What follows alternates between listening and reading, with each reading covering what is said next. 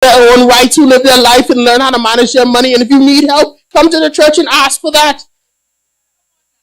Don't let nothing stop you from getting your blessing. Don't let nothing stop you from getting closer to God. Whether it be age, whether it be financial situation, whether it be the clothes you wear, whether it be the job you take up. Don't let that stop you from coming to God. He's just waiting for you. That's all right, Bishop. He's just waiting for us to ask. He's just waiting because God can't do nothing on this earth and let somebody here do it. He works through us to do it. And so he needs us to come to him and be like, Lord, I need to be the beacon of light inside of where I work. Because oftentimes, these people at work, they need somebody. Oftentimes, I end up around people who just tell me about their problems for no reason. Like, they just come and sit up and be like, I'm going through this, I'm going through that.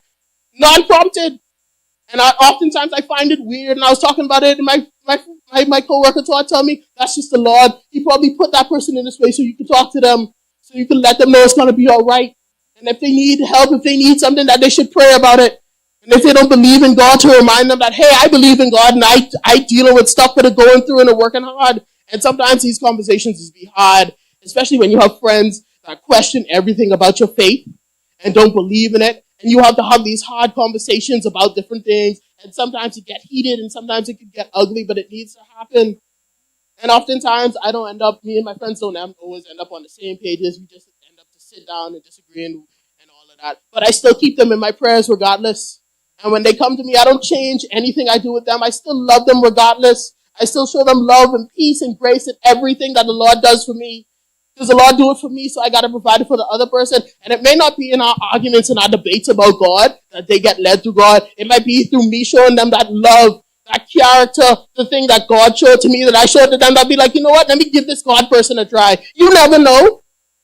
And it's not our job to be the thing that turns people. It's our job to be the beacon that people could see and be like, maybe I could give this God guy a try. You never know what could happen. People always looking at you. Young people, oftentimes we like to try and fit into the crowd. I never tried to fit in. Not once. That's a lie. I tried to fit in often. But as I grew up and as I developed and I met people who accepted me for me, I just did what I wanted to do, and I did as the Lord guided me to do. I stopped caring what other people's opinion. They don't weigh that heavily on me because they don't matter. Because the only thing that matters is what God thinks I'm trying to do at the end of the day. What happens in my heart that I try to lead, what God put in my heart to put into other people, that's what matters. I didn't have any of this on my notes for today. But I just want you all to know, just like he said, keep giving excuses for why you can't go and do what the Lord said. And the Lord said, no, don't worry about what they say. Don't worry about who coming after you. I got you. Whether it be in life and in death. And I'm not going to say, and if you go with the Lord, that you can live all your life with no problems. And you even can live all the life that you think you can live sometimes. Because when your time comes and God brings you home, you have no choice. You don't have anything. I'm not here to preach always prosperity and all that. That's not a full truth. God will provide for you and give you, and as long as you do what he does, he will provide. But the thing is that sometimes that might not always be how we see it. Me and Bishop had this conversation before. Sometimes you might need a car and you're thinking, I want to get a BMW.